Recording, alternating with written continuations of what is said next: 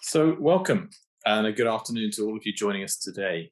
My name is Simon Reed Henry and I'm the Director of the Institute for Humanities and Social Sciences here at Queen Mary, University of London.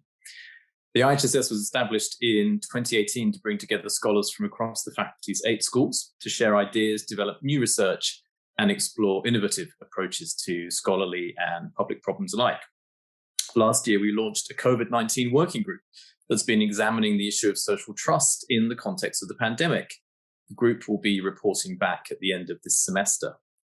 We hope by then to have also launched a new climate emergency working group, and we're delighted that this conversation is being kickstarted by today's talk and speaker, Professor Dipesh Chakrabarty.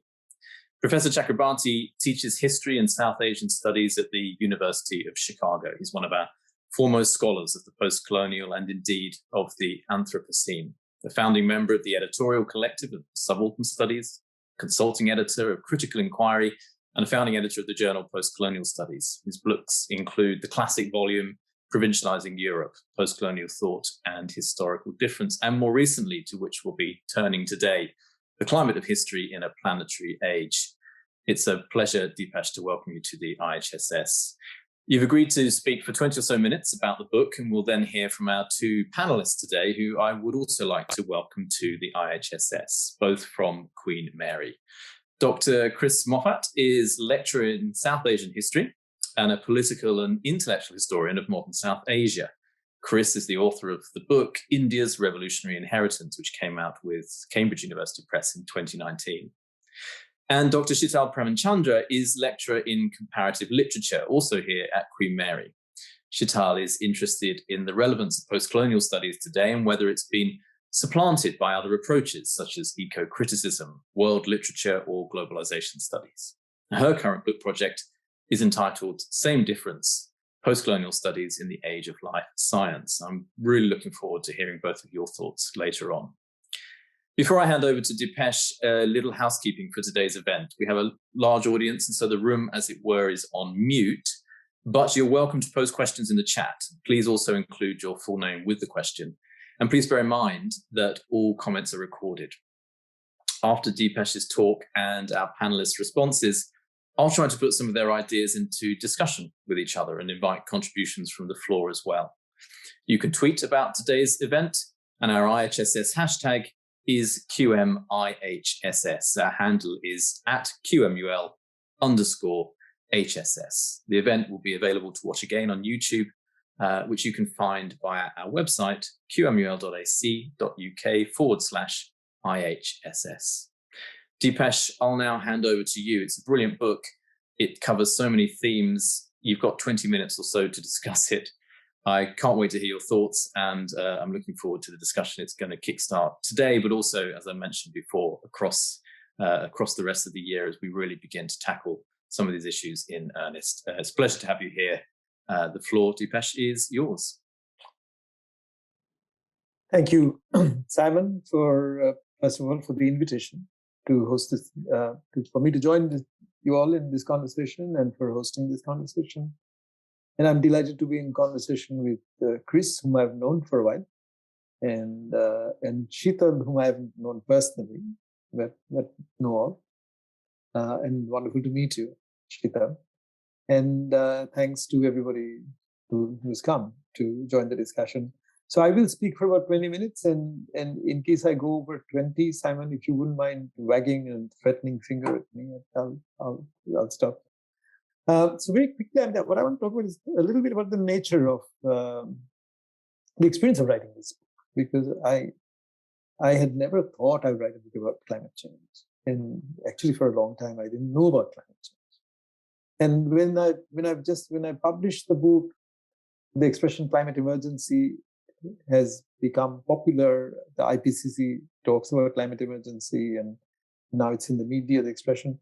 When I began to work on the project, this expression wasn't around. In fact, there were quite a few deniers around on television and public media denying that humans were causing global warming, or that even global warming was happening at all. So the book comes out in a different situation, and it partly tells you how quickly the situation is changing and evolving. I mean, in 10 years, we've made the word emergency a word of common parlance about climate, which it wasn't. And in fact, 10 years ago, one often had to explain the difference between the word climate, of climate change, and weather, because humans have used the two synonymously for a long time, English speakers. So this was a book for which there was no kind of charted territory, and as a social scientist or a humanist, I came into the problem quite late. So the IPCC had been set up in 1988 or 89. The US politicians had been told about global warming in 1988 by Jim Hansen.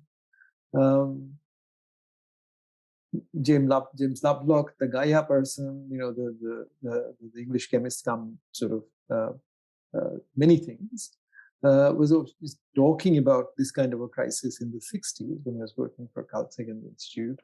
Earth system science as a science is kind of recognized around 1983 when NASA sets up its first subcommittee on Earth system science. So it's a relatively young interdisciplinary science. But even in the year 2000, when the respected Harvard historian Charles Meyer wrote an article for American Historical Review, quite appropriately called Consigning the 20th Century to History, he had not a word to say about climate change, because historians weren't talking about climate change. We were not aware of it. Even though scientists were writing popular books on global warming from the 1990s, and at the same time when people were writing popular books on globalization. And even if you look at Chris Bailey's first book, The Making of the Modern World, there's probably nothing on climate change. The second book does have stuff on climate change. So actually, as humanists, we were doing a catch-up. We were in a catch-up operation without knowing so. So as it happened, I think I was one of the first in the humanities to make a statement about climate change, what it meant for us. As I often do, the first time I wrote up my thoughts was in Bengali for a magazine in Calcutta, run by a former teacher who is no longer alive and who had made me promise that I'd write something for him every year. And I wrote something for him, which was kind of the Bengali version of the 4 thesis essay, and it sank without a trace. All my Indian friends said to me, this is not a topic we think about. In fact, a very dear Indian friend even said, just as we begin to consume, you got the Westerners coming telling us consumption is not good for, just as we've tasted consumption, why do they always have to spoil our party? And I should also say that when I started to read up on climate change, which was following, the kind of terrible wildfire that destroyed the city of Canberra and all the natural spots around it, that I'd come to love as a PhD student when I was a doctoral student there, which was what prompted me to get into the topic. When Australian friends were telling me, this is not our normal drought, this is not the normal kind of bushfires, this is climate change. And I said, what's climate change? And as I began to read up, I also had the feeling that, okay, the problem had been defined by scientists. Economists were already in the conversation. Sort of, the kind of calculating discount rates, calculating what should be an economic policy. They'd already started to bring their enormous literature on risk management to bear on the question of climate change. They were defining climate change as a risk, and therefore asking people to take precautionary measures against risks. And that gave rise to all kinds of debate that was already happening, whether you had carbon pricing or carbon taxing or versus then the geoengineering question was already there. So scientists were also proposing solutions. And I realized that as a humanist, I had nothing to add to the question of solutions, unless I had to say that let's get rid of capitalism first. That's what's doing it. And but that, see, what got me hooked into the problem was that the very phenomenon of a human-induced, or what we call anthropogenic, change of the climate system of the entire planet.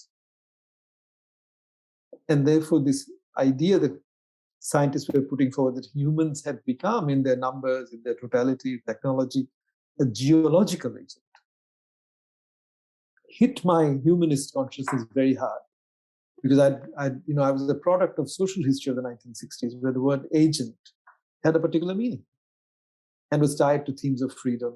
I mean, there are two English words that I think have come from the domain of law and commerce into political vocabulary. One is interest, and the other one is agency. Right? So you could be one's shipping agent, you could be one's legal agent. And the way these words were taken up in the 60s by social historians and feminist historians, from E.P. Thompson to others, that's what I was a product of, that notion of that time, and all the interest in subaltern studies, postcolonialism, were a matter of continuing on from those interests of the 60s. And then to realize that when you call humans a geological agent, you don't quite mean the word agent in the same sense. I mean, and when scientists were talking about what we're like, and one of them said, for instance, my colleague David Archer said, we have the kind of impact that wobbles in the orbit of the planet does in creating ice ages and the interglacial period. We have that kind of impact.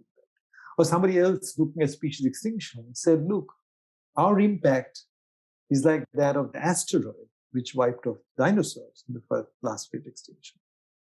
And as somebody deeply interested in methods of history writing, in the philosophical assumptions of history writing, it was fascinating for me to be again, to have been a legatee of the idea that Collingwood put forward very powerfully, but through E.H. Carr, for our generation, that things have chronology, only humans have history, that human history and natural history are different, which again, for Collingwood, goes back to Benedetto Croce, and it goes back to a debate in Germany at a conference that Croce attended in Heidelberg in 1906, where a German political scientist was critiquing the German historian Karl Lamprecht and saying there's no similarity between a geologist's idea of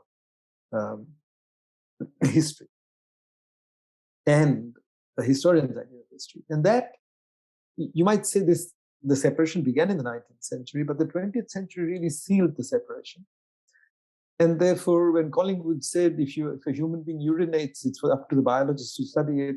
If they urinate on a religious text producing a religious riot, as like happened in India, then it becomes a social fact, and historians become interested in urination on religious texts. Yeah. So, but if humanity as a whole had this impact of like an asteroid strike, then we were also like a thing. And fascinatingly, Collingwood's ire in the idea of history, which was published posthumously, is really focused on an Australian philosopher, Sam Alexander, who was in actually Oxford and was part of, Alfred Northhead's circle, and who had written an essay called The Historicity of Things, long before Thing Theory, long before New Materialism, written this essay called The Historicity of Things in a book that was published in 1936 to honor the German philosopher Ernst Cassirer. And a lot of Collingwood's energy is spent in rebutting the proposition that things have history. And therefore, this sort of pithy formulation that things have chronology, humans have history, was something that I had inherited. And therefore, to think that humans had become a thing-like entity. So it's really this deep questioning of the philosophical, methodological assumptions of history writing. And therefore, history itself as a perspective on humanity, on humans. Right? History as a way of understanding humans, their past, their present, their future. It gave me a jolt. And because I had come into history, having done my undergraduate was in physics and geology and those sorts of topics. And I did, fortunately, unfortunately in some sense, but fortunately in that it allowed me to move into history. I did done an MBA for all my sins, for my master's degree.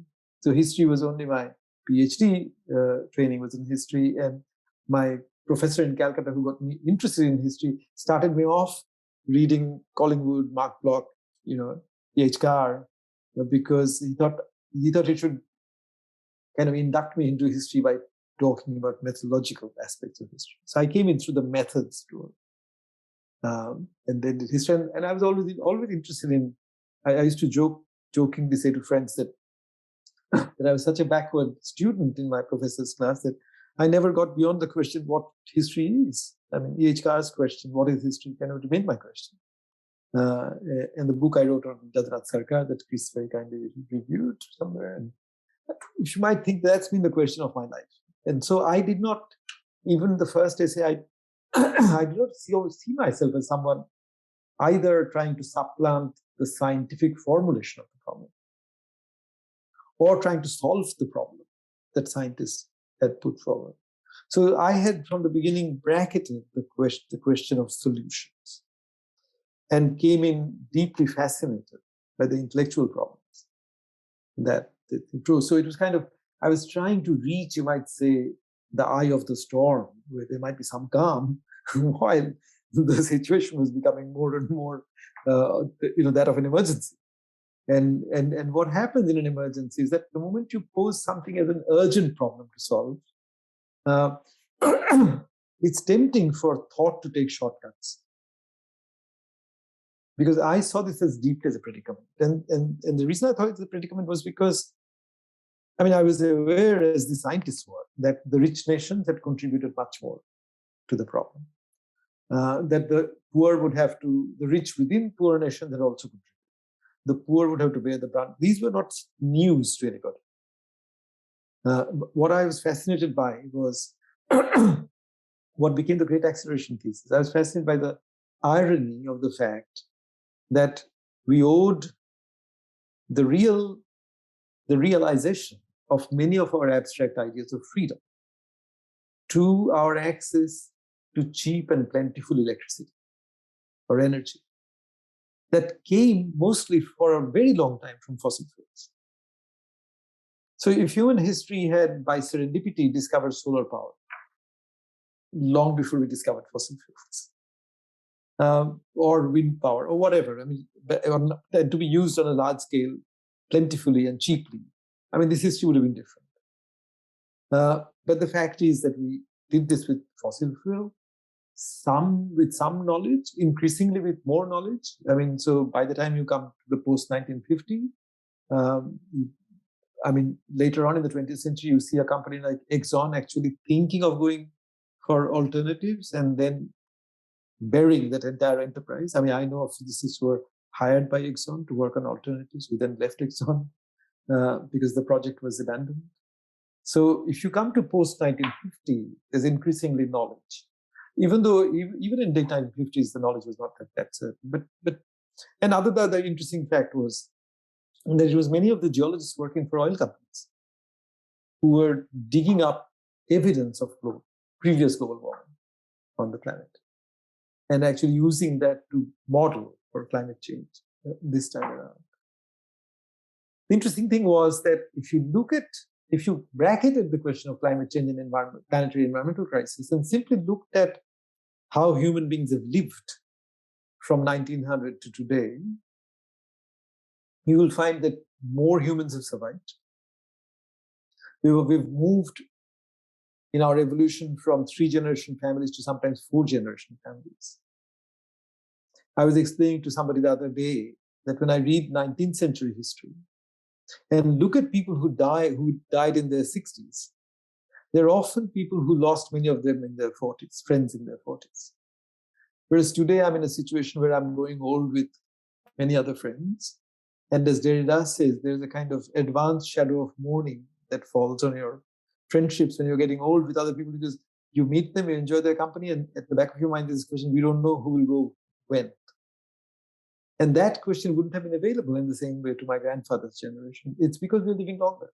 And that goes back to medical reforms, to public health reforms, to sanitary reforms, to antibiotics, all of these things. So, and all of these things are tied to the energy question, the capacity to move medicine from one part of the world to another. Sometimes even fossil fuels have some use in the production of certain kind of antibiotics. So if you look at what's being called the Great Acceleration or the Anthropocene, and if you bracket the price of this good life. If you bracket it, you would think that you were in the Steve Pinker world, who kind of think that the humans are just constantly improving their situation and will infinitely improve their situation and use technology to fix all their problems. So I realized that even the poor were living longer. And they didn't have good lives, but they have longer lives. And even they battle, like it happens in India. It's an electoral question how much of actually medical service, health service you can bring to the poor. That's an absolutely critical question. So I realized that the human condition has changed. We are no longer in the Steve Pinker world. And for me, the litmus test of that was reading Hannah Arendt's The Human Condition. Because that was written in 1958 under the shadow of the first Russian Sputnik going up. And she was very cautiously optimistic. So she ends the book by saying, this means that the species will survive, though we will suffer what she called earth alienation, because we are earthlings, and we'll feel alienated, but we'll survive. Whereas one of the things I kept asking myself in writing the book is, how would she update the book if she were alive? You know, I mean, what does climate change, Anthropocene, what would that look like to her? And in the course of doing this work, while I was being criticized for letting capitalism off the hook or letting capitalism off lightly, and or you know, I mean, I was getting criticized, and criticism was good because, as I said, it was uncharted territory. I mean, even when you don't agree with your critics, it helps you to clarify at least your own thoughts to yourself. You kind of think, okay, I'm not saying that, but maybe I'm trying to say this, and I'll try to say it a little more clearly. Which you know, sometimes our criticisms also reveal our histories of reading. If somebody finds a sentence these days, and people read quickly, people just have to read too much. So you can't actually most of the time expect patient, careful reading. I mean, E.P. Thompson phrased that. I mean, in one of the responses he wrote to his critics of the Whigs and Hunters book, Thompson said, "There's nothing I can do about careless readers." But today, perforce, we're forced to read so much that we are in the condition of being careless readers. And as I sometimes jokingly say about my American colleagues, that Americans write books, don't read them. You know, you read the passage that you need to quote. So I find that if there's one sentence that people find unlovely or unlovable, with critics, that weighs far more than a sentence they might have agreed with. So anyway, but there's a lot of criticisms coming my way, which was also pushing this project ahead. And I realized at one point that the word globe in the expression globalization and the word globe in the expression global warming didn't mean the same thing.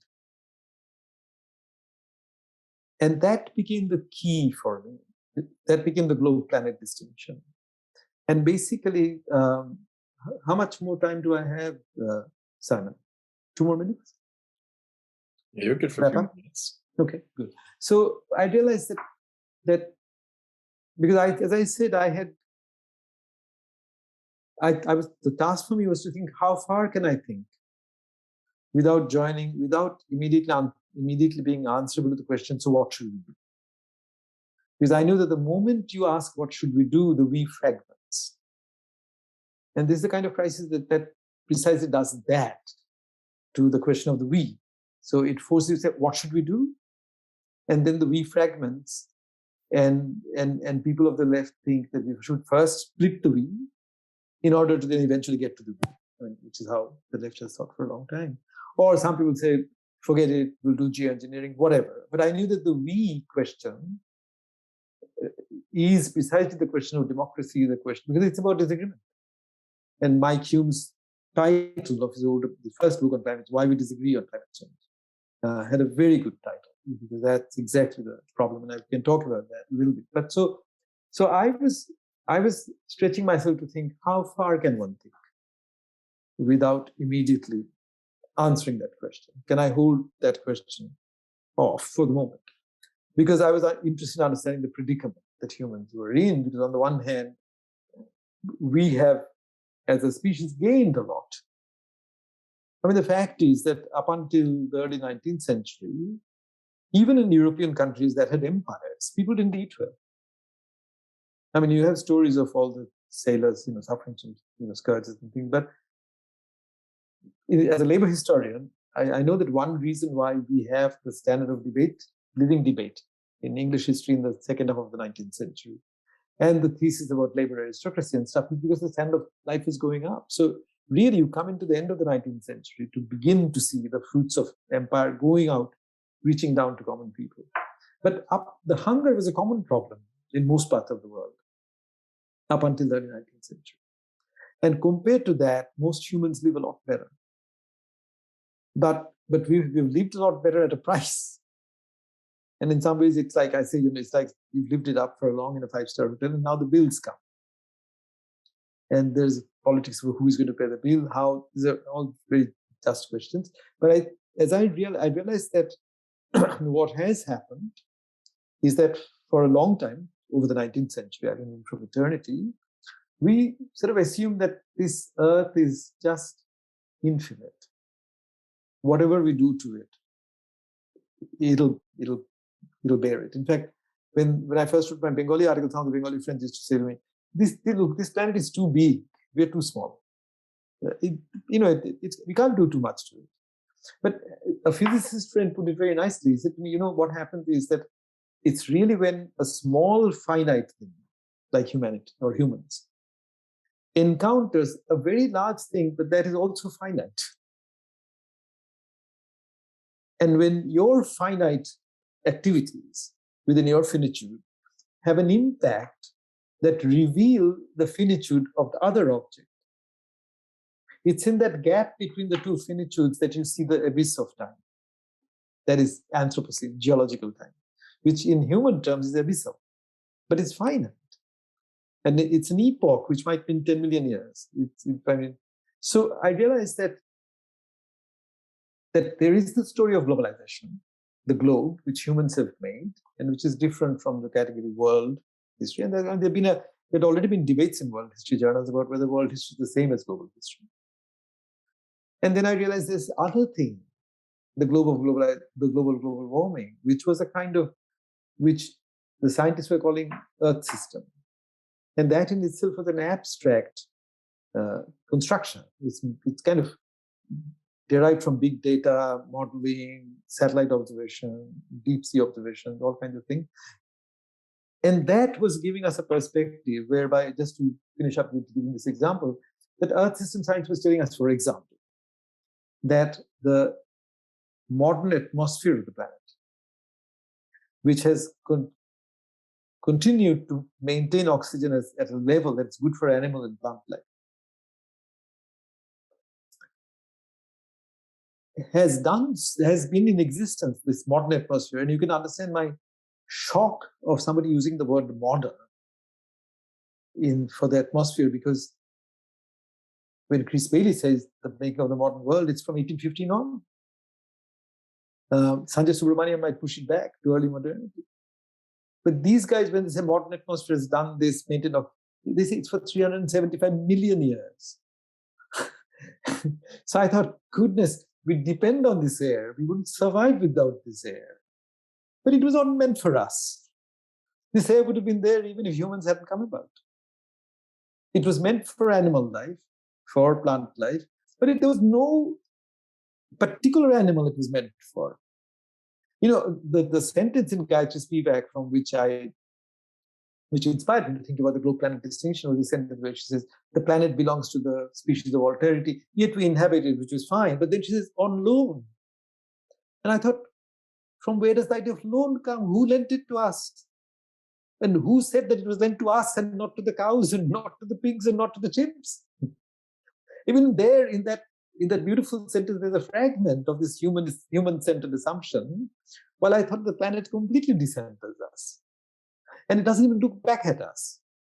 While we have to think about its habitability, we have to think about the conditions of multicellular life, biodiversity, complex life to carry on, so that we don't end up destroying, biodiversity so much that it is species extinction in 300 years' time. Let me end by saying this, that now that we're in a pandemic, and interestingly, the pandemic is not unconnected to global warming. Because a major cause of the pandemic, as Anthony Fauci and other infectious disease specialists have been saying, is major cause is cutting down of forests.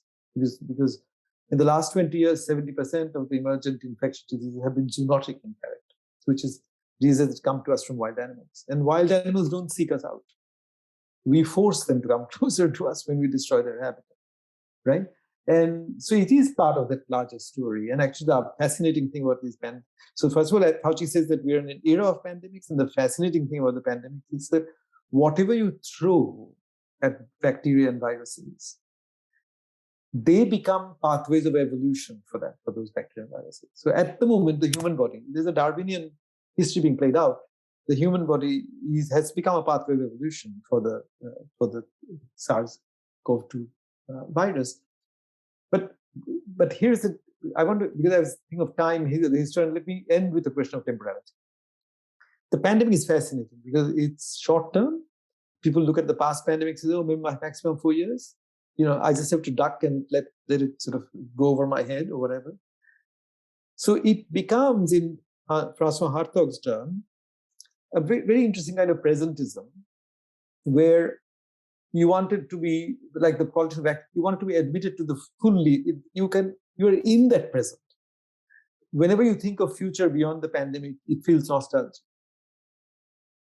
Right? Whenever you think, okay, it's like, you can't think of the future saying life will go back. So it's a strange kind of future where going forward is going back. And in that sense, there is no future, you're in the present. Whereas with climate problem, I think it fragments futurity and creates many futures because it's ramified. And I often think of the temporality problem in climate change a bit like the Russian doll, Matryoshka dolls, where you can keep them, you take out dolls of different sizes. And it's fascinating to think of the people who are now part of Extinction Rebellion. They're almost, even in Calcutta, there's some people doing Extinction Rebellion. It's very hard for us to inhabit 300 to 600 years as our present, given how humans experience their temporality. So, which makes the climate problem even more intractable, right? And then there's IPCC timetables, which is supposed to be met by the UN, which was set up as a platform for bargaining for time. So UN was set up on the assumption that there's indefinite time to solve any problem, whereas IPCC gives you finite amounts of time. So the politics of temporality was fascinating. None of which is, not to say that none of which is to say that there's not a climate emergency. I think there is. And if you speak to the citizen self part of me, then I will speak common sensibly about what people can do, what I can do, what else can do. And I think there are some fascinating experiments going on. But the book was deliberately stretching, an experiment in stretching thought to see how far I could take it before, in resisting, in asking the insistence question, what should we do? Kind of pushing back against and saying, give me some space for thought. And that's why I end up with epochal consciousness, the very Jasperian expression of the pre-political, which is not pre-political in the Hobsbawm sense, but kind of creating a space before we become political as well. Just as human rights is about recognizing somebody as a human being before we see them as white, black, yellow, old, man, woman, whatever, right? So the book was very much an attempt to think the human condition. And I end up with the proposition that we need to think of the globe and the planet separately and look at human beings from those two perspectives, use them as perspective. Thank you. Thank you, Dipesh, for a really fascinating overview of the book. You mentioned, and you described towards the end there, what you're trying to do in this work is consider how far you can take reflection on these two elements, the planetary and the globe. I wonder whether in the background of that, you're also not trying to ask a different question about history. And all that you said this morning is a wonderful sort of meditation and reflection on the idea of history, the importance of history. But it seems to me that in the book, there's this element of what is it that we need in history? What is it that we need history to do to enable us to grasp elements that we don't necessarily have the full written language for as we currently experience them. And so this whole question of time, and I was going to pick you up on the future, but you raised the future towards the end and futurity. I'm really looking forward to bringing some of these thoughts back to the table a bit later on. We're going to hear from Chris Moffat now. Chris, you've also written a lot about this. You've done work before on kind of the significance of urban forms in terms of historical knowledge and consciousness and so forth. You know, I'm sure you've got a lot of rich thoughts and reflections upon Dipesh's work coming out from your own studies, but also in terms of your kind of consideration of exactly this question that I'm raising here, which is this notion of the study of history and different forms of history and what historical consciousness and knowledge really is. So looking forward to hearing your comments, Chris. Okay, thank you, Simon, and thank you to Yolanta as well and the IHSS team for putting this event together, and to Dipesh for being here for your book and for that really engaging introduction to its key themes. I guess I wanted to preface my comments by noting a recurring feature in Dipesh's recent books, which is the inclusion of a kind of dialogue or conversation somewhere amidst the chapters of the text. So we see it in this volume, which includes a conversation with the philosopher and anthropologist Bruno Latour. We see it in the 2018 collection, Crises of Civilization, which also includes 2 transcripts, in fact. And then in the book that Dipesh mentioned, The Calling of History, which is my favorite iteration of this theme, that we see Dipesh in dialogue with a ghost, right? With this final chapter, a record of a conversation with the dead historian, Sir Jadranath Sarkar, the protagonist of that book, right? And Dipesh, you allude to the value of the dialogic form in the climate of history and a planetary age, citing Nietzsche, to suggest that truth begins when there are two. And I was interested to see in this book that this spirit is reflected not just in your exchanges with another scholar, or even this kind of ghostly apparition, but also the dialogue you forge between your past and present selves. And you kind of alluded to this in talking about the critiques of the climate of history, which the original article form published in 2009 in Critical Inquiry prompted much debate across a variety of fields and disciplines. And I think the version of the essay in this book sees Dipesh, his present self, routinely intervening in and reflecting on the contributions of his past self, reassessing, rearticulating, sometimes in the text, but also through a very illuminating set of endnotes, which I encourage readers to follow closely. And I just wanted to start by saying this because I found it in the first place a great act of intellectual generosity, in that it's exposing the inner workings of the historian's thought process, and is not, as you say, they're not seeking to kind of smooth over jagged edges in your argument, but actually dwell on them and kind of what remains unresolved. And it's also a reminder that Dipesh's thinking about the climate and the Anthropocene and the global and the planetary has been produced through conversations with a frankly jaw-dropping range of scholars across the humanities, social and natural sciences. And again, the footnotes record these sort of exchanges and depths and recommendations. And I think it's this last element that makes responding to this book in a panel such as this all the more intimidating. So like those who do respond to the immensity of climate change by building bunkers in the earth, surrounding themselves with material comforts, I too am going to take refuge here by grasping onto some of my own interests, specifically inheritance and architecture. So inheritance and architecture, I want to kind of frame my comments around. And both of these do link, in any case, to one of Dipesh's key preoccupations in the book, which is this question of what political thought might look like in the shadow of the planetary, right? More specifically, the possibility of a political thought that's not centered on humans, or at least in which humans are not seen as inherently special. And so what I'm going to do is just kind of chew on some possible categories and their fate in this shifting terrain, and invite Dipesh to respond as he sees fit. Also aware that, as he said, it's not about kind of a what should we do question, but about opening space for thought. And through inheritance, I want to consider the category of sacrifice, and architecture, the category of surrender. And I'll try and come back to wrap things up with the question of hope. So first, on inheritance, the specter of climate catastrophe has prompted a whole range of exercises in forecasting the future, right?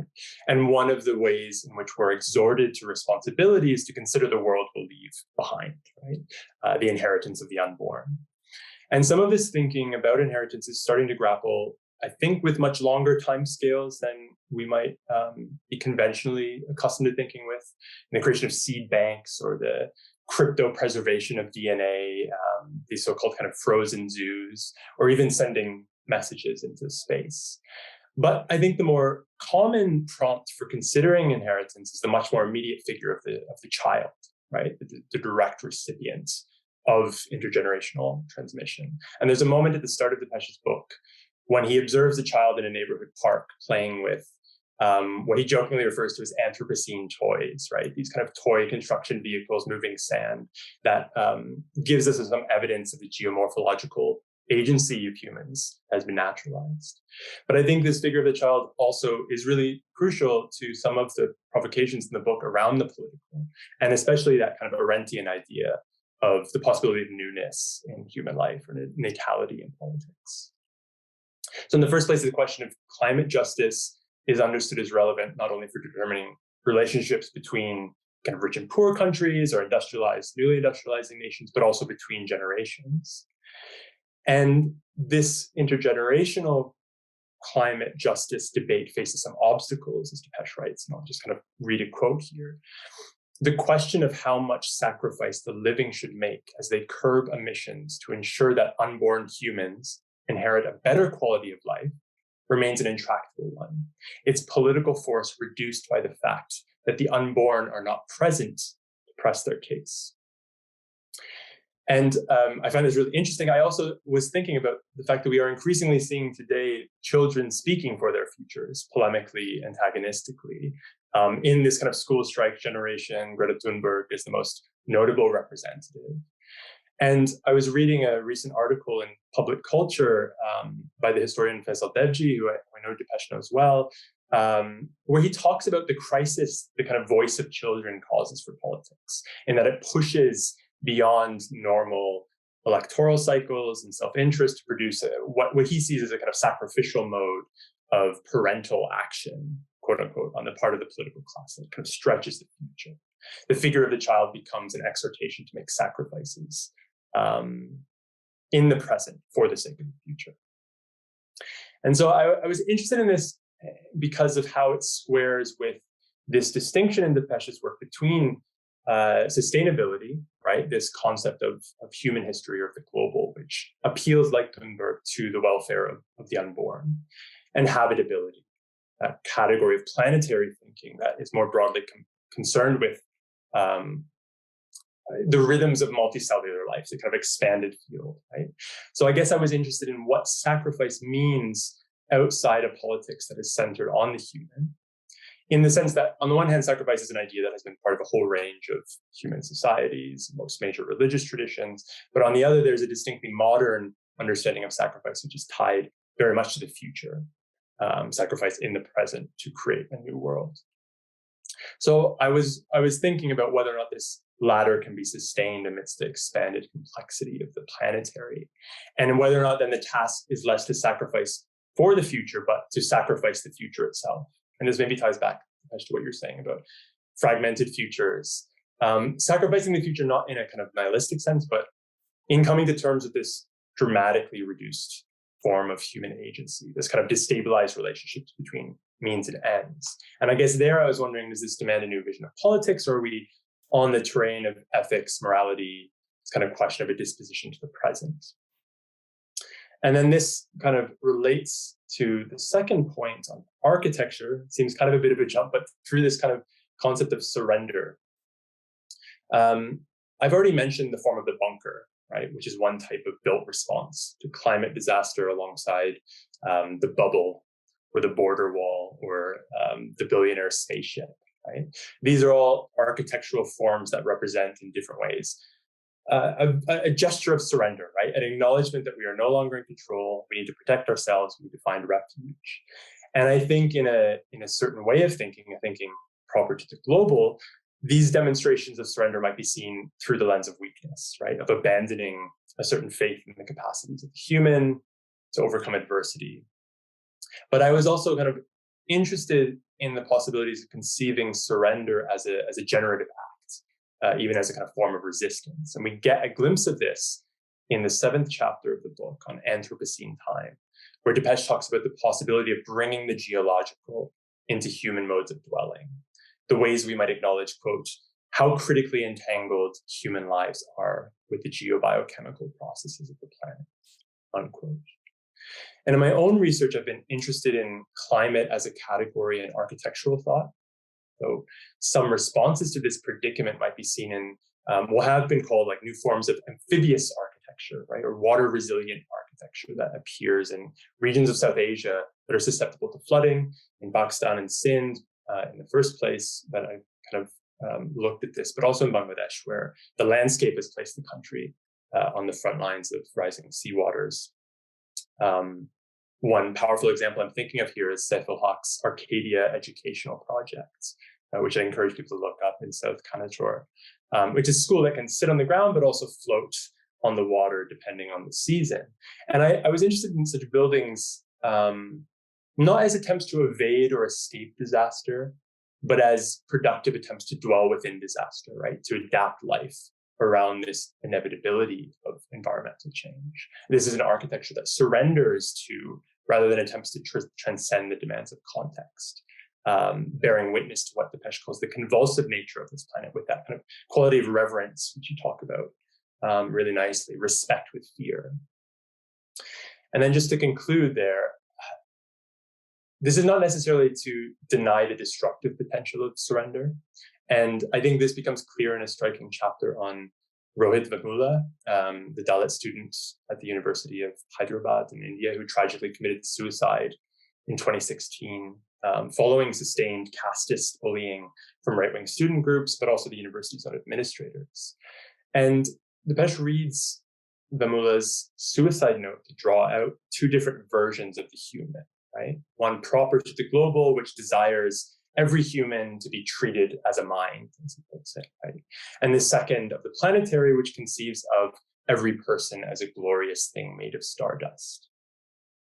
But I was struck, Dipesh, that while you focus on the reading of the suicide note, there's little discussion of Vemula's suicide itself, right? The fact that he decides to take his own life. And while obviously there is a lot to say about the particular context for this, for caste politics in India, I think there is an interesting wider question raised about how we conceptualize death in this new political thought for a planetary age. Because even if we're pushing beyond the human towards the multicellular, life remains a kind of central category, even though death is arguably going to become increasingly central to our experiences of the planet. So I'll conclude there with this kind of slightly somber parade of concepts of sacrifice, surrender, death. But maybe also by returning to the end of Dipesh's introductory chapter, in which he talks about how facing the planetary, we are forced to reconceptualize all of Immanuel Kant's four great questions of human knowledge, right? What can I know? What should I do? What can I hope for? And what is man? And I think my reading has been kind of drawn to that third question, is what can I hope for? And there's much to grapple with here, including the fate of desire, enjoyment, fun, amidst a much darkened horizon. But I just wanted to say how productive I found this book for approaching these questions anew in our contemporary moment. To thank Dipesh for the gift of his insights. So thank you. Thank you, Chris. Thank you, Chris, very much. Dipesh, I know you're going to have lots to say in response. I ask you to hold those thoughts for a few minutes. We'll go straight to Sheetal. I think in a way there's a nice sort of segue from what you were talking about at the end there, Chris, to some of your work, Sheetal, your background sort of in South Asian studies and world literature and so forth. But you write about these species elements, you write about the material, the lived, embodied part of some of these dynamics. So yeah, over to you, and looking forward also to hearing your comments here. Thank you so much. Thanks, Simon. Yeah, so I also, like Chris, wanted to begin by thanking IHSS, Jolanta for organizing, Simon for the invitation, and Dipesh, of course, for being here. I too, like Chris, really enjoyed thinking with this book and thinking really about the diagnosis really that you offer of like the current moment, right? And the predicament that we find ourselves in terms of like how we think through this crisis. And I appreciated, like Chris was saying as well, the fact that you you really sort of explore all the iterations of the problem, right? Whether it's splitting the we, or the human, or the planet and the globe, or, you know, all these different. So I really appreciated like thinking through the depth of the problem with you. One of the things that I found really interesting about what you were arguing here was the political, right? The question of the political and how we think about the political in the climate crisis, precisely because we're political institutions, all our concepts of justice are human-centered, right? And this is the kind of thing that I wanted to stay with, because you talk about this planet-centered mode of thinking, right? I think you draw on Jan Salasevic, is it, to think about this? Yeah, the planet-centered mode of thinking. And one of the things that you talk about that I thought was really interesting, right, was this humanist reading climate science and pointing out that every time that there's a moral argument that needs to be made about climate change, immediately geologists, climatologists, they return to the dimension of the human, right? And that really sort of points out how limited our concepts are of justice and politics in that way, in order to think about the category of the planetary. And you do this as well, right? Like at the end of your introduction, I think you have a sentence, I'm just going to read my quote here. You say that what's at stake in the climate crisis is the survival of civilization as we've known it, right? And so I just wanted us to, all of us really, to think further together about this possibility of attempting a planet-centered way of thinking that doesn't foreground the stakes in human terms, right? In a way that makes us incidental. And I think a lot of what I have to ask here really resonates with what Chris was saying. I mean, Chris finished with the notion of death, and I want to bring in the role of human vulnerability, right? Which is maybe a different way of phrasing the question about surrender or death. Because what I wondered if you could share with us, Dipesh, is like your thoughts on the role of human vulnerability in our thinking about this crisis. So, you know, you talk about how all our political institutions, the way you phrase it is really interesting, are designed with human preservation in mind. That's how you put it, and safety and life preservation. And so, and this is also something that you talk about in the Rohit Vemulla chapter, where you talk about the fact that you state actually quite categorically that you don't want to let go of life preservation, right? You say, I'm not suggesting that we make ourselves vulnerable to diseases and death, right? And I find that there crystallizes the problem in so many ways, right? Because it seems to me that the argument about climate change gains urgency precisely because we as a species are so vulnerable to it. But at the same time, that same vulnerability is exactly what we want to combat in order to preserve futurity. So that's the crux, right? And so that's what I want us to think about a little bit more. Like, where do you see, I mean, can we think a little bit more with this problem of vulnerability and the fear of vulnerability, and how that plays into the limitations of planet-centered thinking? So that's the first question for you, for us all to continue thinking with. The other thing, the next 2 points that I want to make, I'm really grateful for the introductory remarks that you made, because they actually began to sort of formulate the question for me, and you started answering them. The first is about the pandemic, right? I mean, repeatedly in the book, which is written pre-COVID, but I kept being struck again and again by how, prescient it sounds in so many ways about the pandemic. I mean, there's a phrase somewhere where you say that we need to rethink our relationship to the microbial, right? I mean, reading that now is it just kind of seems so to resonate with things that probably you didn't even have in mind when you were writing this. And one of the things that you say several times is that we're on the cusp of the global and the planetary, right? Especially because the global being the issues of social justice that are sort of so present for us, and the planetary, because so many of us are actually experiencing climate change in our daily lives, right? And the effects of climate change. So that's like that thing about the cusp of the global and the planetary. And I'm just thinking, and in some ways you alluded to it in your opening remarks, that there's so much of that cusp that is now brought home to us because of the pandemic.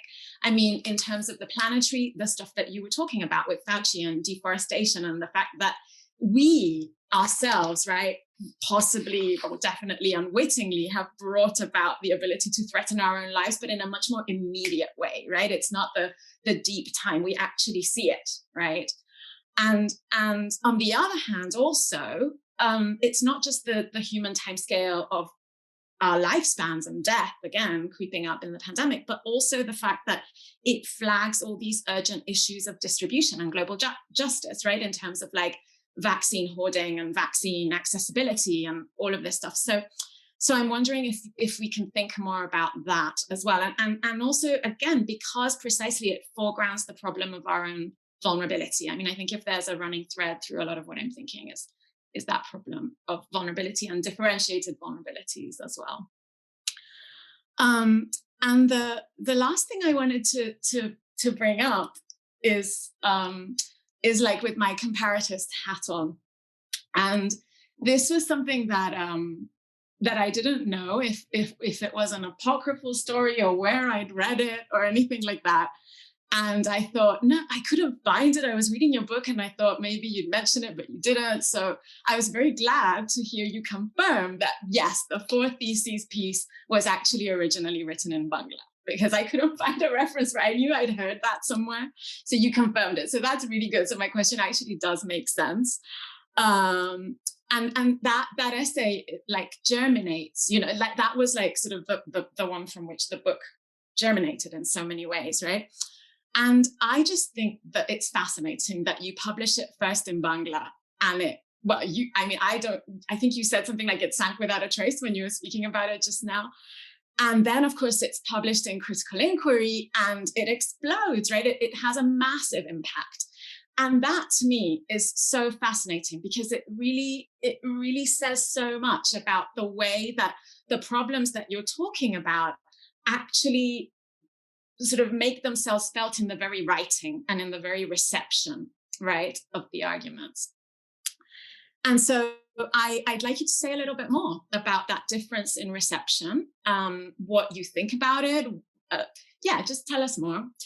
And relatedly, right, I wondered if you could comment also on the fact that a lot of the climate science and the geology and the geologists that you cite, those people who are making the planet-centered arguments, really, rather than the ones about global justice, those people are often writing, being published, being heard, being read in the global north, right? Often, it seems to me. And so I just wondered if I could think about this question of the Bangla reception and the English reception and ask who recognizes themselves as being addressed in planet-centered arguments. And relatedly also, who gets to speak for the planet. And I mean that in a very big way, not just in terms of like what global north or global south, but again, the problem of like the sheer anthropocentrism of us speaking for the planet as well, right? So in this bigger question of like, if post-colonial studies has taught us something, in a large part also thanks to your work as well, is the fact that we need to think about the others, right? And in that sense, climate change is a similar problem, right? If we're trying to think with the planet, post-colonial thought is helpful in that way, in the sense that who gets to speak, right, for that up. So yeah, those were some of my thoughts. And thank you again for this opportunity to discuss the work with you. And thank you, Sheetal, for those thoughts. Dipesh, you know, we've got science, language, history, vulnerability, death. Don't know where you want to start, but if you'd like to spend a few minutes and respond to some of the questions that Chris and Sheetal have so helpfully pointed in your direction, and then we'll try to bring in both some of those of you who are observing this back home and try to put some of these themes into work with each other. So Dipesh, if you wanted to have a first. Thank you very much. So let me take a few quick stabs, maybe 5-7 minutes. And first of all, thank you both for your very thoughtful, very generous, critical, but really what I really appreciated in both of you was the spirit of trying to think together. And that goes to what Chris was emphasizing in my work, the emphasis on being conversational rather than being polemical. And, it's been for a long time that I've not been a polemicist. In my youth, I used to be a polemicist. The training in India, both from the Brahminical tradition and the British public schools tradition, was to be a polemicist. But I've come to not value polemics so much. So I think conversation makes room for disagreement, but it's also a way to think together while disagreeing, while learning from each other. So yes, the conversational ease has become my spirit, and even when there's no direct conversation, that my style is somewhat conversational. And so let me start with the question of reception, the CI piece, and the Bangla thing. Because I've thought about it, and there is a footnote where I try to say a little bit about what I think on this question. So, see, for me, it was fascinating, and this is a provincialized in Europe question. People often ask me, what's the connection? I mean, the connection that are kind of underlying the book, the connection is not on the surface. And I was very aware of it. And I kept thinking, why did my Bengali-speaking friends reject this piece and were so refusing of it? And one big difference is that as of date, I don't know any Indian climate scientist who has written a general book explaining climate change for an Indian readership. I don't know what the story in China is. I wouldn't be surprised if it's the same. On the other hand, they're part of IPCC, but they make specialist contributions. So they were very important, the question of whether glaciers were receding or not, Himalayan glaciers. But they don't write. So it made me think, why do scientists in Germany, in Australia, in America, in Canada, in England, in France, how do they get the chutzpah to write a general? So, then I realized not only does the market exist for such books, but actually these countries, because of their previous role in history, in imperial history and everything, they still have the institutional capacity which allows people to pretend as though they could address all of humanity and speak for all of humanity. And it's a pretension. And my book participates in the pretension. And honestly, if the pretension hadn't existed, I wouldn't have been able to write the book. If everybody was like my Bengali friend, then I would have had no encouragement to write this book. So it's a double-sided problem, right? I mean, you're basically dealing with the legacy of empires and the legacy of universe, Kant and Hegel thinking for all, or even Marx thinking for everybody. And you're participating in it. But because it's within that legacy, it's within that pretension that a space is created for this kind of a book. So in that sense, there's more to the story of the book coming out of my Australian experience than just the sheer potential of that experience. I think it came out of Australian experience because Australians were writing about climate change, because they were participating in this long tradition of trying to explain general problems to the hoi polloi. But it goes back to this long European capacity to think we speak for humanity. And it then goes back to this question of a very interesting problem, which I think you raised by implication, both of you, which is that in the very name Earth system science, and they use system in the singular. And I have a little discussion about my uncertainty about whether it's actually a system in the singular. And I was asking that question out of an anarchist spirit. That is it really a system in the singular? Because actually, this was clear they were applying systems theory to formulate this thing called planetary climate system. The Earth as a system, behaving as a system. But actually, if it's less than system, if you think through, Hume's appropriation of Lacan, saying greater than one but less than a whole, right? If somehow there could be a science that could speak the language of non-totality, which is my humanist desire. I'm not saying there should be a science. That would be more compatible with the way humans deal with fragmented futures. And that would create fragmented futures. At the moment, it creates, the sense of emergency comes from a totalizing view of the Earth as a system, and therefore creating all these timelines. Right? And I'm not debunking the science, I'm not qualified to do it, but the anarchist in me wishes, and the human being in me wishes, that they would not give such a totalizing picture of the Earth system. Because in that case, a non-totalizing Earth system would be more compatible with what humans can do, because humans will never come together under one argument.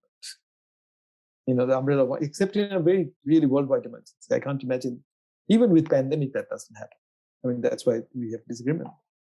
So that's why it goes back to this question of how do we understand this emergency and its temporality? And part of the temporality problem is created by the degree of systematicity that the science ascribes to its construction, called the Earth system, which I'm calling the planet. But the interesting thing about building a system, and this is where the planet here is different from the way humans have thought about the planet, because the Earth system requires for its workings the functioning of parts of the Earth that humans have never inhabited. So the deep seas, the Siberian permafrost, or the Atlantic, the conveyor belt. So if you look at human thought about the planet from astronomy to astrology, or peasant notion of seasonal cycles, which are all planetary thinking, what the planet does, they all index human experience, whereas the science doesn't. And that's why I think even when people talk about we must translate this one planet into many planets, I agree. That's what we'll do, whether we, it's not even a question of having to. I think it's the only thing we can do is to translate. What I find fascinating about system science is that it's creating a system in which a lot of the system functions because of areas that humans don't experience have a role in it. And therefore, now it comes to the question of politics and what you've been saying about, both of you have been saying about death, vulnerability, etc. So you realize, I'm sure you have realized that I write this book as a humanist. I have post-humanist friends and new materialist friends, and I think they're very important. But I still remain in the Thomsonian fold of thinking that what we call politics is tied to human phenomenology and human time. And it's a huge challenge. So as I discussed somewhere, that the question of safety of human lives is a very ancient, in Miyasu's terms, almost an ancestral problem. So one of the biologists I quote who takes it back to cave-dwelling humans. Right? In the history of humans and other primates, because of human capacity, larger capacity than other primates, greater capacity to save lives and protect lives, there evolved a time when only humans were the only primates with 3-generation families. And I'm not talking about modern times. I'm talking about kind of prehistoric times. Chimps and gorillas, and it's very hard for them to have 3-generation families because they don't live as long. But some humans began to live long enough for even hunting-gathering families to have 3-generation families. So our phenomenology has evolved around the temporality of 3 generations. And therefore built into human storytelling, all the narratives, is the figure of the grandmother's tales, which assume the grandchild. And today we have 4-generation families even. But 3 generation is a product of evolution.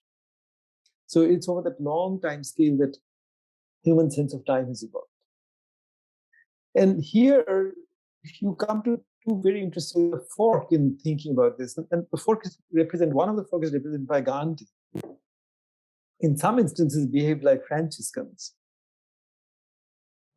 There was a smallpox in his ashram case, infection, and he refused vaccination, as you know. And then a child died, and people came to him and said, "Now a child has died. You still refuse vaccination?" And he says, he thinks for a while, and this is, "I think my maker is testing my resolve. You can all leave me if you want, but no vaccination." Whereas he always cared for the dying, from the Boer War, so this whole politics where I'll care for the dying, but I won't prolong life, has not been the way in which human phenomenology is run. This is why Gandhi remains awkwardly extraordinary. And I find it very difficult to think like that when I myself have survived this long because of antibiotics, because of heart surgery. I have very close ones have survived cancer. So I can't not pretend that I am grateful to it. So I can't take the Gandhian path. So therefore, for me, the planetary perspective was, what I'm saying is, we need to think about the world as though we didn't exist. And bring that perspective into the politics of well-being. So therefore, what I suggest is the figure of vulnerability is very, the figure of what you call sacrifice is for me very important. So scaling back. So at the moment, there are different figurations of scaling back. Some people are for degrowth. I mean, I've just been speaking to some French colleagues, very young people, written a book called Heritage and Closure. And the subtitle is Ecology of Dismantlement. And they're doing interesting practical work with corporate bodies, with town authorities. So I'm very interested in how can we develop a politics in which we acknowledge our vulnerability. But the death, I suggest, after Joyce Fenton, the death we should prepare for is not our own biological deaths, but the death of this civilization, this consumerist, rampantly, ravishing civilization that doesn't care about what the cost of it is. And that means fighting against certain kind of corporate power, certain kind of governmental power. But the climate change is such a ramified problem. I'll just give this one example, which I only read about a few days ago. And so in the Sundarban area, the Bengal Delta areas, sea level is rising. Fresh water is becoming salty. But poor people who fish in those waters, in the rivers, where water has become salty, women still go into the water, waist deep, and with cane baskets, try to catch small fish. The fish they catch these days are sea fish or sea creatures. But what is happening is that because of the salinity of the water, they're getting fungal and other kind of infection in their reproductive organs, right? And into the uterus even. And a whole lot of rogue doctors have moved in, doing hysterectomy on these poor people. And some feminist friends in Calcutta are petitioning the government to bring in a law to regulate hysterectomy. Now, who would have thought that hysterectomy had to do with climate change? That's why I'm saying it's so ramified that it fragments futures. Like the feminist act of fighting to control hysterectomy within a certain time frame is part of the fragmentation of the future. But the IPCC gives us. So and that's where I end the book by saying, we can enunciate some principles. So maybe I'll stop there and take comments. But thank you both very, very much for very interesting, helpful, and comradely comments. Thank you. Thank you, Dipesh, for those thoughts. So, if anybody does have questions, please put them in the chat, and I can pose them to Dipesh. But there's something I wanted to pick up and put to all of you, if I may. Three themes actually that seem to come out of what you're all saying. One of them relates to what I guess we could call the history of historical writing about the planet. The second of which relates to capitalism, which you've just been touching on now in a very concrete, embodied facet, Dipesh. And the other one relates to, I guess, the sort of planetary ethics that this imposes upon us. So in a sense, Kant's sort of last question about where we go with this, not in the form of polemics as you've been describing, but in terms of reflection upon our own status and responsibilities in light of the situation that we have created. It's very much like Hamlet, what hands are these? It's sort of, this is the moment, and I think you were picking up on this, Shital, this is the moment at which we realize what then comes next. What do we do with that guilt, or with that sense of responsibility? And I think to put this in the context of the first question I wanted to ask you all to reflect on in terms of histories, the generational argument is very interesting. 3 generations, 4 generations, but however many, this is our bubble, as it were, that we move through historical time with. This is how we relate to the limits of our own mortality in terms of direct forms of responsibility between generations, as you were talking about, Chris, at the very start, and as you were mentioning just now, Dipesh. So things change, and as time moves on, the context in which we're able to understand and relate and act to, and by that I mean the very real things that force us to act. We can have abstract knowledge about our responsibilities as global society. That's very different to our very concrete knowledge of responsibilities as parents or as other embodied human beings. So this first question that I wanted you all to reflect upon is this element of trying to make sense on the basis of the historical writing that we have of where we are right now. Your book, I think, Dipesh, is a brilliant kind of forge for bringing together all sorts of historical writing of different forms and genres around this. But where we are now, what other historical writing do we need if we're to move beyond this? If we are to, what is the history of this particular moment that we need? You mentioned this, all of you, in terms of the pandemic, this very sort of immediate moment. Well, what are the histories of that we need to write in the context of these bigger questions about our planetary fate, our existential existence, and in terms of our responsibilities for acting on those? So one question that comes up for me, particularly through the pandemic, is this question of, Sheetal raised it, what is our relationship with the non-human world? And I mean the living world, forget mountains and rocks and rivers. And there, if you drew a parallel with what humans do to humans or think about humans, and if you thought that if the viruses were humans, for example, the kind of knowledge we have of them could be called colonial knowledge, because you learn to dominate them, to manage them, to fend them off, right? At the same time, like colonial knowledge, it doesn't fully work, because whatever you do, they use that to evolve. So the pandemic is at once our encounter with deep history, evolutionary history, because Delta variant is an evolutionary fact. And it's our encounter with the history of capitalism, the destruction of forests, the creation of biofuels, farmland, all of those things. And however, see, now I'm putting on my citizen's hat and going beyond the book. However we think, I don't see an alternative to scaling back. I mean, I don't see an alternative to acknowledging our vulnerability. And now what does it mean? Who will scale back? And there, the generation question is very important, because I find that older people are much more tied to the institutions that do not want to scale back. And they have their voices, whereas younger people, thanks to their youth, can be idealistic enough to play a vanguardist role.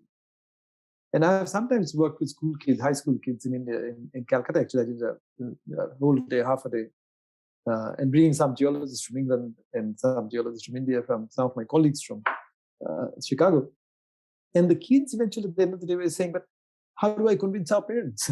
How do we convince our parents not to consume so much, not to buy a bigger car?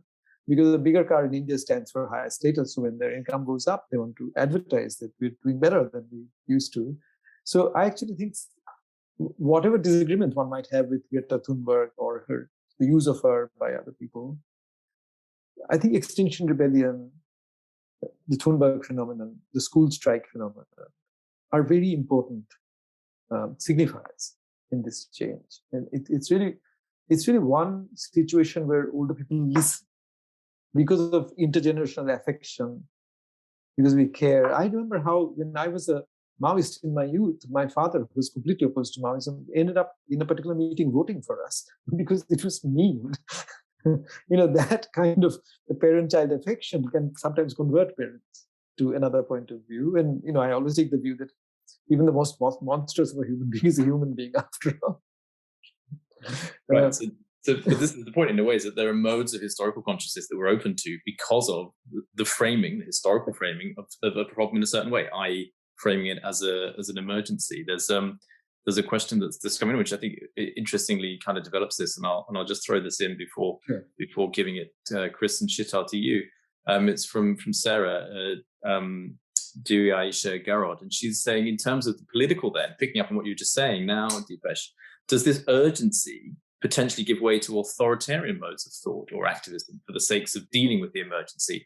And if that's the case, then how can academia itself, which is predicated upon slow time, as it were, adapt to this? How sustainable is the type of conversation we're having, or is long form writing on climate change really important? This is a very important question. I mean, honestly, Sarah, I don't know how sustainable it is, because look, if in 20 years' time China becomes the real superpower, we will be experiencing a very different kind of capitalist regime, so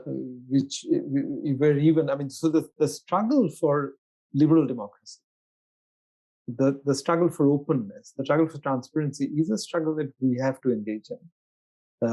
And that's why I think, so these are citizenly demands we have to make we have to mobilize. I mean, there's no alternative to mobilization. There's no alternative to human politics in that sense.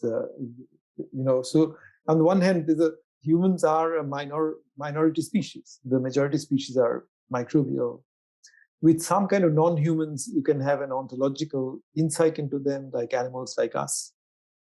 But with microbes, you can't have the same kind of insights.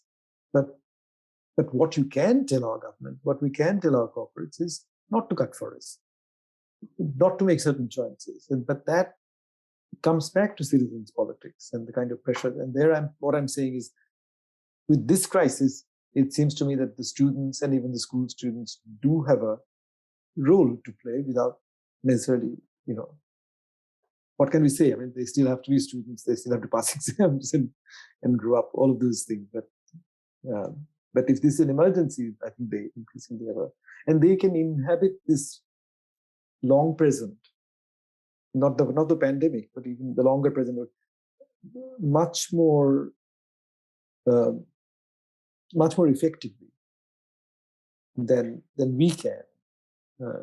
Because I know it once having been a failed Maoist revolutionary, is that as a young person in Calcutta, it was easy to inhabit the utopian future of a revolution happening. And this was 1967, and we were thinking India would be free by 1975. And I could inhabit those 10 years in my head, emotionally, effectively. Whereas if you tell me now, as a grown up, I'll say, oh, hang on, this scenario says that scenario says that, how much is it going by? I'll draw you into a lot of debates, So I think the field of the political is heterogeneous. The field of the political is founded on disagreement. And there's no way we can bypass those disagreements, those heterogeneity, in order to meet the totalizing timetables that IPCC presents. And I think I find the IPCC imagination of the Earth system philosophically very interesting and also critical. As I said, it allows us to think about the world as if we had never existed. But that's part of acknowledging vulnerability. Yeah, absolutely. Sheetal, Chris, I don't know if either of you wanted to come in quickly on any of those points. Yeah, just to say, I mean, I think that there is something. There was a part in the book where Dipesh talks about how the kind of political force that does have a kind of response to this crisis, most fully worked out, is the far right, right? In that they can fold the planetary right into the global and technological change, right, and that sort of thing.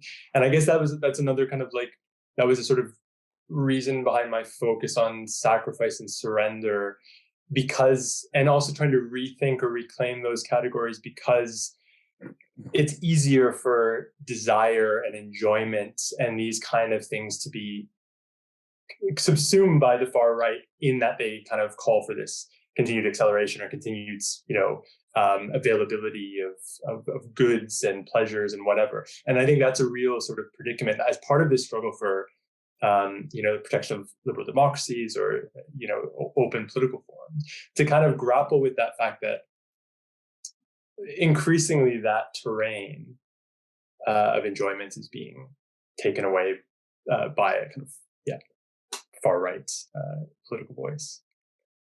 Yeah, thanks. I mean, it is as if we need to reimagine some of these categories that we work with, right? And I think in order that they aren't reused and taken in different ways by groups that would put them to very different ends, and not open up the kind of conversational mode and the opening of this this moment, this problematic that you're getting at, Dipesh. Shital, do you wanted to add in, or you? I mean, just not really anything concrete, but just in terms of like, Dipesh was talking about Hannah Arendt's work and sort of writing in her wake in a lot of ways, and it just seems to me that there is that element of technologization that is taking that work and saying, no, we're not earthlings.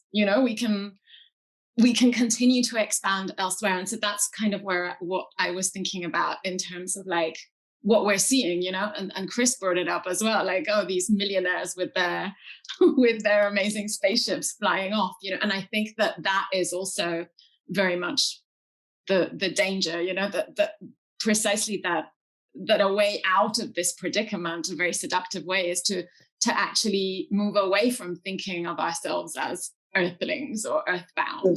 Yes, Shital, I mean, Latour has written about this sort of landing on Earth, etc.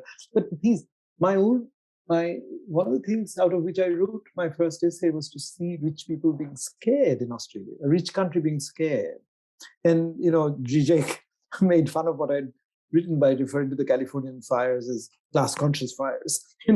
But the thing is, the science tells that it's also a problem for the rich in a different way. And the more the rich understand it, the better for them. So all these escapist Elon Musk type visions are not practical. I mean, they might send some 100 people up and they'll die, go and die there. That's all that will happen. It's not like going to Australia and sustaining yourself or New Caledonia, right? So kind of the settler colonial vision, it shows the importance of the settler colonial visions to this modernizing technology. I mean, I always feel that America is an under-theorized part of the world than Europe. It sort of returns to the question of theorizing America as part of the modern tradition. But it's, what you see is how misplaced that optimism is, given what's happening in California. So if the sea level rises, by IPCC scenario, a lot of rich cities, including New York, will be in trouble. And that's why there's a particular dilemma in the polemics that was happening around my article. So people who are saying that rich will always have livelihoods, we're not answering the question, why the hell should the rich then care? And if they can escape everything, why should they care? And my argument was that it's a better argument to make to the rich that you should care, because it's going to affect you as well in the long run, in different ways, not in the way that will affect the poor. So yeah, that's what I had to say. Dipesh, thanks. I think we come towards the end of our time now, and it's been a fascinating conversation. in some sense we've barely scratched the surface, but in actual fact as well, both your comments, those of Chris and Shital, have given us a lot of depth and ways of thinking through the problem. As you say somewhere, I think in the book, Dipesh, humans now wield a geological force. I mean, that's a very accurate statement. I think in a way, much of what we've spoken about today is that what really matters is how we understand that power and the responsibility and the time frame that we're given to figure that out, and the sort of thinking and the openness and the generative kind of dynamic way of thinking through some of these challenges is what I think your work gives us, that's quite distinctive and particularly helpful. So thank you for that. Thank you for sharing with us today some of your thoughts on the book. Thank you to our panelists, Chris and Shital, for your comments, and to Jolanta and colleagues at the IHSS for bringing this event together. It will be available shortly on the YouTube channel, as I mentioned at the start. So please do share as well when that becomes available. And thank you to all of you, including Jolanta and Anna, for making this possible. It was very good to talk to you all. Yeah. Well, it's been a pleasure. It's been a pleasure. And as I was going to just say at the end as well, thank you to our audience for joining us and to listening in, for your comments that you've been able to post to us. We look forward to hosting another event very soon. But for now, from all of us, thank you and have a good evening. Bye-bye then. Take care and stay well. Bye.